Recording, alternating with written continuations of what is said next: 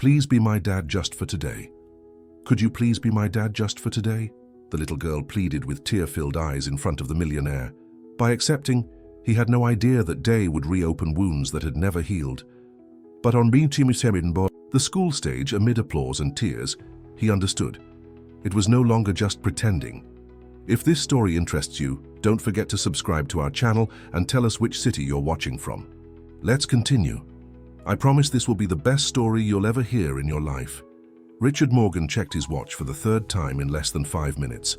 His driver was late, which was unusual. Standing in front of a public school in the outskirts of Chicago, the 50-year-old businessman observed the morning hustle with impatience. He didn't usually frequent this part of the city, but a meeting with a potential investor had brought him here. His imposing figure, dressed in an impeccably tailored Italian suit, contrasted sharply with the simple surroundings. While waiting, he sat on a bench in the plaza across from the school, trying to disguise his discomfort. His phone rang. It was his personal assistant informing him that his driver had encountered a setback and would be at least 20 minutes late. Richard sighed, resigned. For a moment, his eyes left the phone screen and caught the movement of children entering the school. Some accompanied by parents, others in small, noisy groups. One in particular caught his attention. A girl of about 10, curly hair tied in a messy ponytail, uniform slightly too big for her small frame. She walked alone, hugging a colorful notebook. To his surprise, the girl approached him, stopping directly in front of him. Richard looked up from his phone, meeting a determined gaze that didn't match the child's apparent fragility. "Good morning, sir," she said with unexpected firmness. "Good morning," Richard replied, tucking his phone into his jacket pocket. The girl took a deep breath before continuing. "I've been watching you here these past few days. You look important." She paused. "I need to ask you something." Intrigued, Richard shifted on the bench. "And what would that be?" "Tomorrow there's a presentation at my school. All the parents come to watch." She bit her lower lip. "I wanted to know if you could pretend to be my dad, just for one day." The frankness of the request caught him completely off guard. An uncomfortable silence settled between them. "Your dad can't come?" Richard asked, trying to buy time to process the unusual situation. "I never met my dad," she answered simply, without self-pity. "My grandma raises me, but she's sick and can't come." Richard felt a lump in his throat. There was something about this child's dignity that deeply touched him. "What's your name?" he asked. "Sophie. Sophie Martin." "Well, Sophie, this is complicated." Richard chose his words carefully. "I don't think it would be appropriate." Sophie nodded, as if she had expected the refusal. She took a folded paper from her pocket and held it out to him. "If you change your mind, here's the time and room. It's at 2 in the afternoon." She placed the paper next to him on the bench. "You don't have to answer now." Before Richard could say anything else, Sophie had turned and was running into the school. The bell had just rung. He stared at the paper without touching it, as if it were something dangerous. The driver arrived minutes later, apologizing profusely. Richard entered the luxury car and immersed himself once again in his routine of meetings and decisions that moved millions. But something had changed. That girl's request accompanied him throughout the day, like a persistent echo. That night, arriving at his penthouse in the most exclusive neighborhood of the city, Richard felt the weight of the silence that dominated the apartment. The designer furniture, carefully selected artwork, the panoramic view of the city. None of it seemed to fill the emptiness that inhabited the space. As he poured himself a whiskey, his gaze caught something on the living room shelf.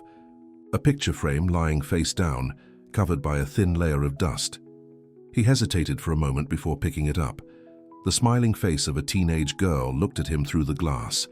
His daughter, Isabella, from whom he hadn't heard in almost 5 years since the turbulent divorce. Richard ran his fingers over the photograph, feeling a mixture of guilt and regret. He remembered the numerous school presentations he had missed, the broken promises, the unanswered calls. He had gradually distanced himself, burying himself in work as a way to avoid facing what he considered his failure as a father. He placed the picture frame back on the shelf, this time facing up. He took from his pocket the paper Sophie had given him. The childish handwriting indicated choir performance, room 12, 2 p.m. Something in that sincere request had removed layers of protection he had built over the years. The next morning, contrary to all logic, Richard cancelled 2 important meetings. Something was driving him back to that school. He hadn't promised anything, he repeated to himself. He just wanted to see the girl again, perhaps to personally explain why he couldn't fulfill her request. He arrived at the school shortly before recess. He positioned himself discreetly near the gate, watching the children who came out to the yard. Soon he spotted Sophie sitting alone on a bench, intensely focused on a notebook where she was scribbling something. He approached cautiously. "May I sit down?" Sophie looked up, surprised. A small smile lit up her face. "I thought you weren't coming back." "I just came to talk," Richard quickly clarified, sitting beside her. "What are you drawing?" "It's not a drawing. I'm writing a story." She closed the notebook, suddenly shy. "I want to be a writer when I grow up." "A noble profession," Richard commented genuinely. "Sophie, about your request." "I already know you're going to say no," she interrupted, her gaze fixed on her worn-out shoes. "It's okay, it was silly of me. Why did you choose me?" The question escaped before he could contain it. Sophie shrugged. "You looked important, but you were alone, like me." The simplicity of the answer completely disarmed him. This child had, seen through his facade of success and power, identifying the loneliness they shared. The bell rang, announcing the end of recess. Sophie stood up, pressing the notebook against her chest. "I have to get back to class," she hesitated, looking at Richard with poorly disguised hope. "The presentation is tomorrow." Richard nodded without committing. "Study well, Sophie." As he watched her run back to the school building, a strange sensation invaded him. It was as if this girl had awakened something that had been dormant for a very long time. On the way back to his office, he couldn't stop thinking about her and her request. During the afternoon meeting, he found himself doodling in the corner of his agenda, while the financial director presented the quarterly results. His mind wandered, constantly returning to the image of Sophie sitting alone, writing stories in her worn notebook. At the end of the day, he made an impulsive decision. He called his assistant and asked her to cancel all his appointments for the following afternoon. When questioned about the reason, he claimed an urgent personal matter. On the morning of the presentation, Richard woke up restless. He dressed more carefully than usual, opting for a less formal outfit, dress pants and a blue shirt without a tie. He wanted to appear more accessible, less intimidating. He arrived at the school 15 minutes before the scheduled time. The yard was full of parents and guardians, all chatting animatedly while they waited.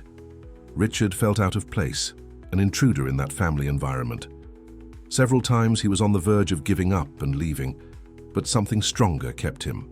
There he headed to room 12 as indicated on the paper. He sat in the last row, trying to go unnoticed. The students were already positioned at the front of the room, organized in rows. His eyes scanned the group until he found Sophie. She was anxiously looking at the door, as if searching for someone she knew wouldn't come. When their eyes met, the girl's face transformed. A smile illuminated her features, and she waved discreetly. Richard felt his heart speed up, overcome by an emotion he hadn't experienced in years. The presentation began. The children sang a song about dreams and hope. Sophie didn't take her eyes off him, as if afraid he might disappear at any moment. Her small but tuneful voice stood out in the choir. Richard felt something wet on his face and realized, surprised, that they were tears. At the end of the presentation, while the other students ran to hug their families, Sophie approached timidly. "You really came," she said, her voice choked with emotion.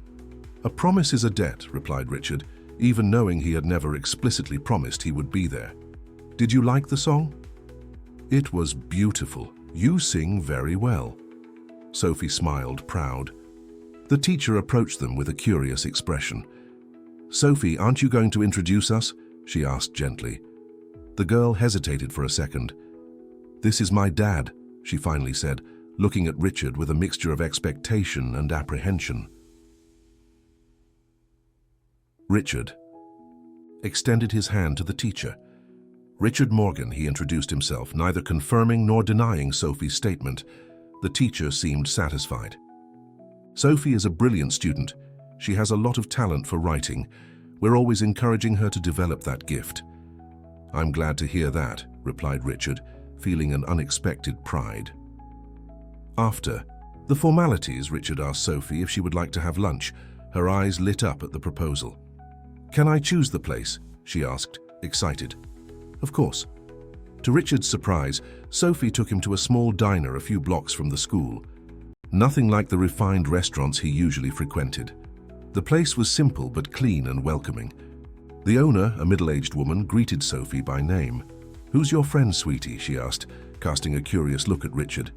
It's my dad, Sophie answered naturally, as if saying the most obvious thing in the world. Richard felt a lump in his throat. He should correct the girl, explain the situation, but the words didn't come out. Instead, he just smiled and greeted the woman. During lunch, Sophie talked non-stop. She told him about school, about her dreams of becoming a writer, about the books she had already read. Richard listened with genuine interest, fascinated by the intelligence and sensitivity of this child. My grandma says I'm too much of a dreamer, she commented, playing with the straw in her soda, that I should think about something more practical. Dreamers change the world, Richard replied. Never let anyone convince you otherwise. At the end of the meal, Richard asked where Sophie lived. She explained that it wasn't far from there, just a few blocks away. He offered to walk her home. On the way, Sophie spontaneously held his hand. A simple gesture, but one that had a profound impact on Richard. They arrived at a small two-story house on a quiet street.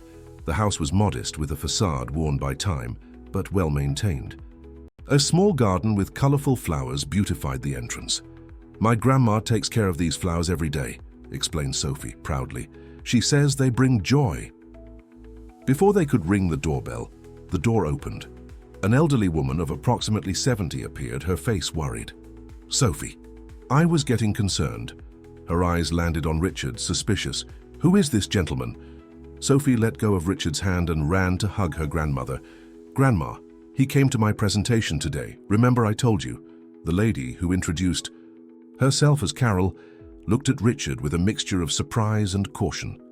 Her eyes, very similar to Sophie's, conveyed a caution born of experience. You are Richard Morgan. He extended his hand, which she accepted after a moment of hesitation. I met Sophie a few days ago in front of the school. Carol frowned. And you came to her presentation. She invited me. Richard suddenly felt uncomfortable, aware of how strange the situation might seem. I just thought it would be important for her. A tense silence settled between the adults. Sophie, sensing the atmosphere, intervened. Grandma, he took me for lunch at Lucy's. It was so cool, and he said dreamers change the world. Carol's expression softened a little at her granddaughter's enthusiasm. After a moment of reflection, she gestured toward the door. Would you like to come in for coffee, Mr. Morgan? The invitation caught Richard by surprise. It would be my pleasure. The house inside was as simple as the facade suggested, but extremely clean and organized. Photos of Sophie at different ages decorated the walls of the living room. There was no luxury, but there was human warmth, something that was missing in his own residence. While Sophie ran to change clothes, Carol prepared coffee in the small kitchen. She served it in simple cups, one of them with a small chip on the edge. I apologize for the suspicion, she said, sitting at the table, but I need to protect my granddaughter. I completely understand, replied Richard. Actually, I should apologize for coming without notice. Carol studied him for a moment.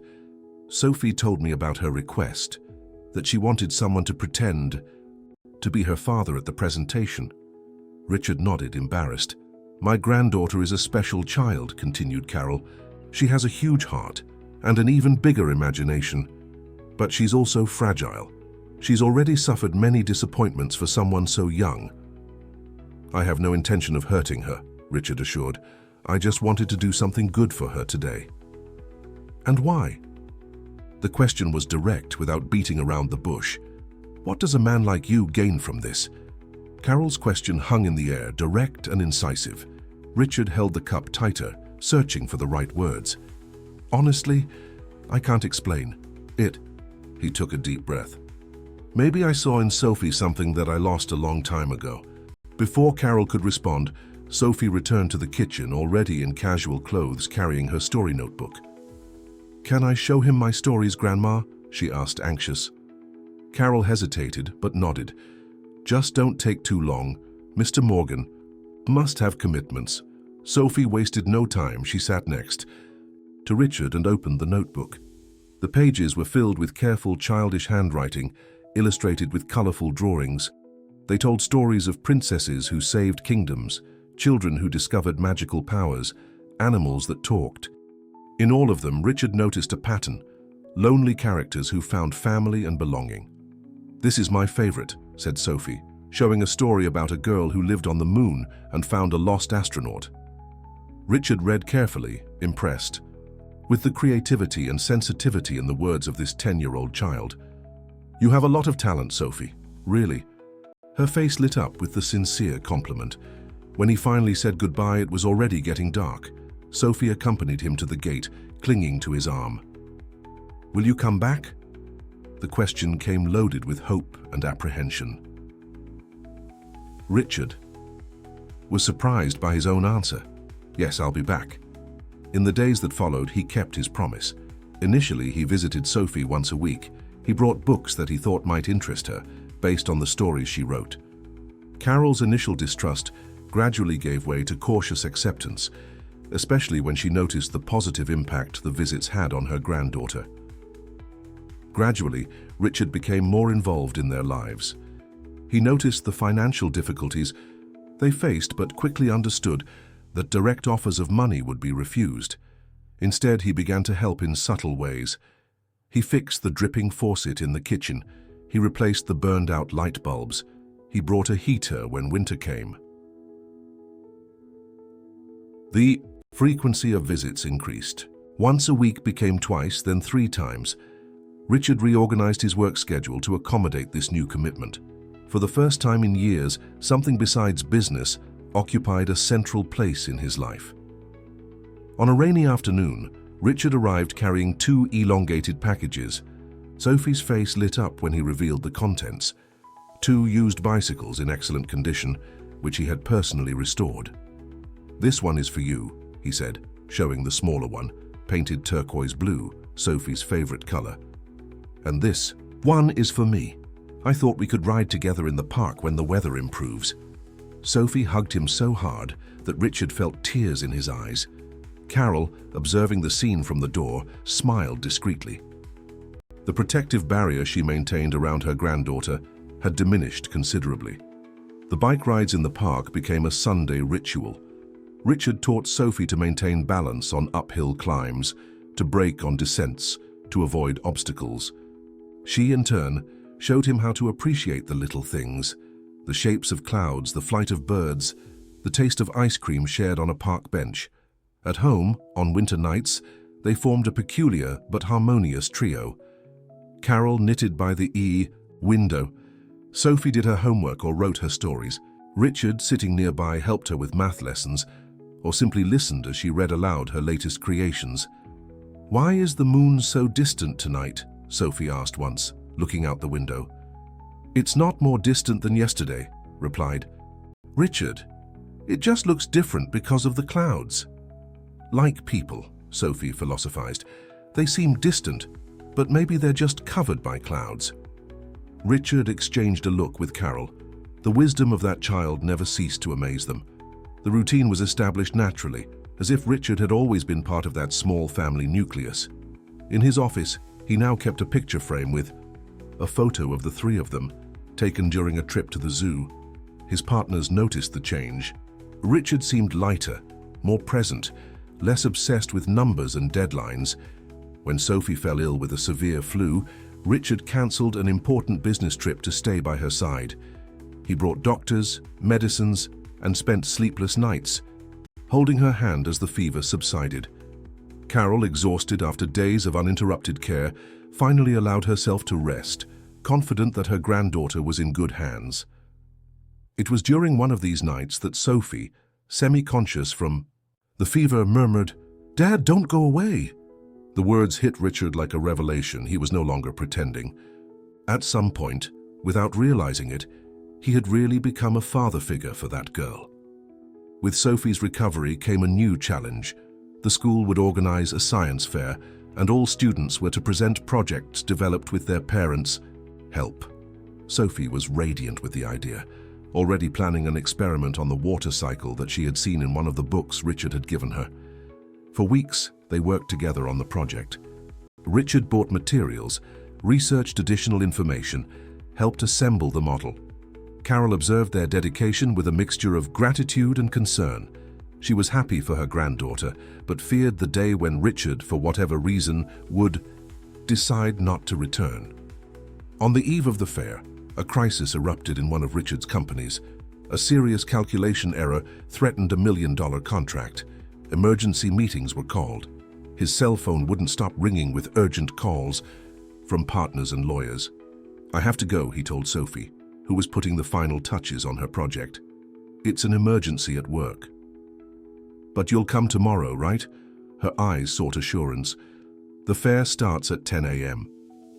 "I'll be there," promised Richard, kissing her forehead. "I wouldn't miss it for anything." The crisis, however, proved more serious than anticipated. The emergency meeting extended into the early hours. When they finally reached a solution, it was already past 9 in the morning. Richard looked at the clock, horrified. There wouldn't be enough time to get to the school. He called Carol, explaining the situation. He asked her to convey his apologies to Sophie, promising to make it up to her somehow. The lady's voice on the phone was polite but cold. "She waited for you all morning," she said simply. "She got dressed especially for today." Guilt consumed him for the rest of the day. He tried to call several times, but the calls went to voicemail. When he finally managed to free himself from his commitments, it was already night. He drove to their house, but the lights were off. No one answered when he rang the doorbell. He returned home feeling defeated. In his closet, while changing clothes, he found something in the pocket of his favorite coat, a small folded paper. It was a note written in Sophie's irregular handwriting. "How long will you keep pretending? Not just being my dad, but really caring?" The words hit him like a physical blow. For the first time in many years, Richard Morgan, the powerful businessman who never showed weakness, sat on the floor of his luxurious bedroom and cried openly. The next morning, much earlier than usual, he was at Sophie's door. When Carol opened, her expression was grave. "She's very hurt," she said simply. "I know. I made a terrible mistake." Richard was holding a package in his hands. "Can I see her?" Carol hesitated, but eventually gave in. "She's in the backyard." Sophie was sitting on a small wooden bench under the tree that grew in the center of the yard. She had her story notebook open on her lap but wasn't writing. She was just looking at the blank pages. "Sophie," Richard called softly. She raised her eyes, which were red from crying. She didn't say anything. "I failed you," admitted Richard, sitting beside her. "I have no excuses." Her silence weighed more than any accusation. "I brought something for you." He extended the package. "It's not to compensate for my absence. Nothing could do that. It's just something I think you'll like." Reluctantly, Sophie opened the package. Inside was a new laptop, along with a special writing program for young authors. Her eyes widened, but soon hardened again. "I don't want expensive gifts," she finally said, her voice small but firm. "I just wanted you to be there." "I know." Richard swallowed hard. "And I promise that from now on, I will be. Always. Even if the world is falling apart around me." Sophie looked at him for a long moment, as if assessing the sincerity of his words. Then slowly she rested her head on his shoulder. "Everyone lies sometimes," she murmured, "but only the people we love can really hurt us." The wisdom of those words hit him deeply. In that moment, Richard made a silent promise to himself. Never again would he allow anything, not even his business, to become more important than this small family he had found by chance. After that day in the backyard, something fundamental changed in the dynamic between Richard and Sophie. The silent promise he had made became an absolute priority in his life. For the first time, Richard completely reorganized his professional schedule to put Sophie and Carol first. His partners noticed the drastic change. The man who used to be the first to arrive and the last to leave now had strict hours to be present, in the life of a child who didn't even share his blood. Many didn't understand. Some openly criticized, questioning if he was losing focus on business. "Maybe I'm losing focus on some things," Richard replied once when confronted during a board meeting but finding it in others. However, not everyone looked favorably on Richard's closeness with Sophie. Their neighbor, always suspicious of the constant presence of that rich man in the small family's home, decided to take his concerns to the school administration. On a sunny afternoon, while waiting for Sophie after class, Richard was approached by the principal, Mrs. Olivers, a middle-aged woman with a concerned expression. "Mr. Morgan, could you accompany me to my office? We need to talk." The formal tone left Richard apprehensive. In the principal's office, he sat before the worn wooden desk. "We've received some concerns about your relationship with Sophie Martin," the principal began, choosing her words carefully. "You're not listed as a father or legal guardian in the school records." Richard felt his stomach sink. "I'm not her biological father, if that's what you're asking." "And what exactly is the nature of your relationship with the girl?" The question, though expected, caught him off guard. How could he explain something he himself was still trying to understand? "Sophie asked me to pretend to be her father at a school presentation," he answered honestly, "but what started as a one-time gesture transformed into something deeper." The principal studied him carefully. "I understand your intentions may be the best, Mr. Morgan, but understand our position. We have responsibility for our students' safety." "Certainly, and I appreciate that.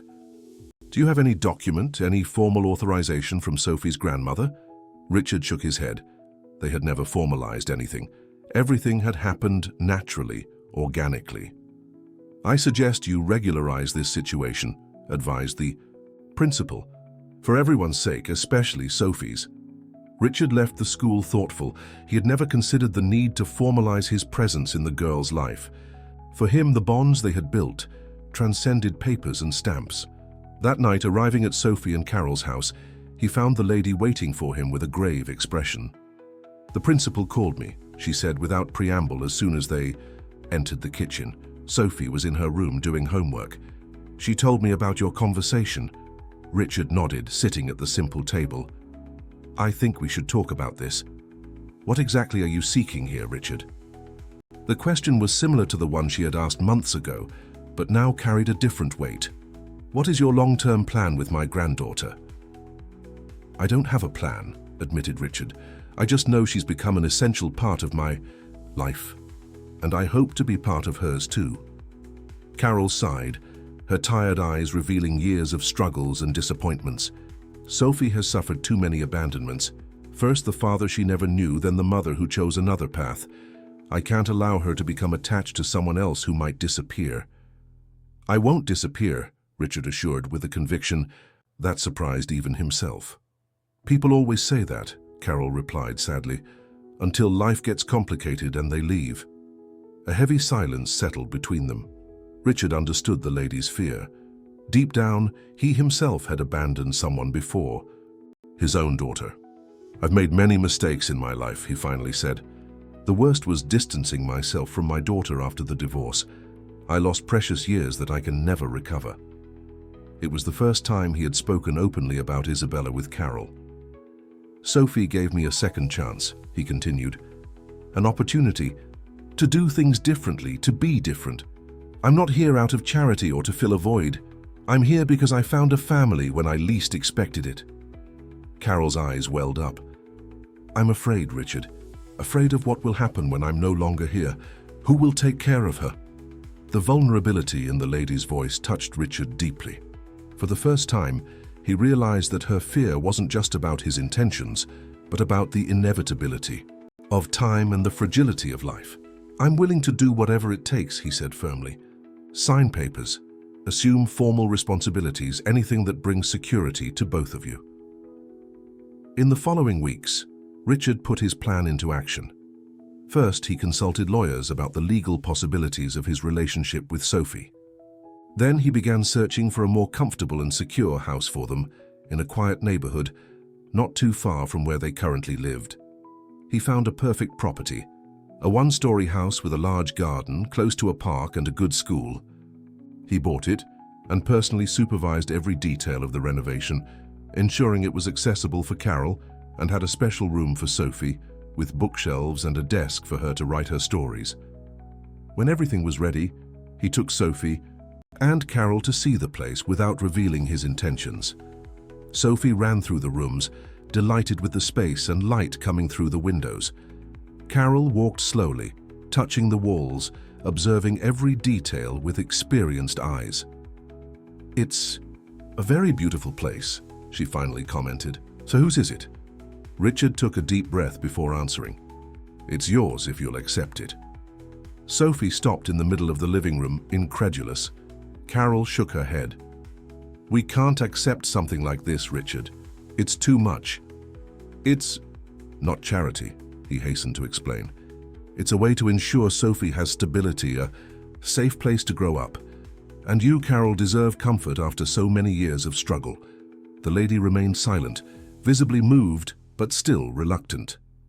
"Besides," continued Richard, "there's something else I'd like to propose." From his pocket, he took out an envelope, inside carefully prepared legal documents. "I'd like to formalize my presence in Sophie's life. With your permission, Carol, I want to legally assume co-responsibility for her. Not to replace anyone, but to complement, to ensure she'll never be alone." The tears Carol had been trying to hold back finally fell. Sophie, who had been watching the scene without fully understanding what was happening, approached her grandmother holding her hand. "What's wrong, Grandma? Why are you crying?" Carol dried her tears. "These are tears of relief, my dear, of, gratitude." That night, they returned home with much to process. The decision would not be made immediately, Carol made clear. She needed time to reflect on such a significant change in their lives. The following weeks were of adjustments and frank conversations. Richard respected the lady's time without pressuring. Meanwhile, he remained present in Sophie's routine as always. The girl, in turn, flourished more and more. Her stories gained depth. Her school performance improved constantly. The teacher commented on the remarkable transformation, attributing it to the stable presence of a father figure in her life. Finally, after much reflection, Carol accepted Richard's proposal. The move to the new house happened on a sunny Sunday. Friends and neighbors helped with the few pieces of furniture and belongings they owned. Richard ensured that items of sentimental value, like Carol's mother's tea set, were transported with extreme care. Sophie couldn't contain her happiness with her new room. The walls painted in a soft shade of green, her favorite color. The shelves already full of books carefully selected by Richard, the desk positioned by the window overlooking the garden. "Now I can write while looking at the flowers," she said, enchanted. At the end of that year, the school organized a special closing presentation. Each student would have the opportunity to showcase their talents or share something meaningful with the audience. Sophie signed up to read one of her stories. Richard and Carol took seats in the front row, both visibly proud. When her turn came, Sophie took the stage with her notebook. But to everyone's surprise, she didn't open it immediately. "Before I read my story, I want to tell another one which is real," she said, her clear voice echoing through the auditorium. "One day I asked a stranger to pretend to be my dad, just for one day so I wouldn't feel alone." Richard felt his heart race. Carol squeezed his hand. "But he didn't pretend for just one day," continued Sophie. He stayed. He stayed when my grandma needed help with her medicine. He stayed on stormy nights when I was afraid. He stayed even when his work required him to be somewhere else." The audience listened in silence, captured by the sincerity of this child. "I learned that being A father isn't about blood. It's about being present. It's about listening. It's about telling the truth even when it hurts. It's about apologizing when you make mistakes. Silent tears streamed down Richard's face. Sophie looked directly at him before continuing. He taught me that families can be born in many ways, some through blood, others through the heart, and that sometimes all it takes is a moment, a small gesture, to change everything. As she finished her speech, the audience rose in emotional applause.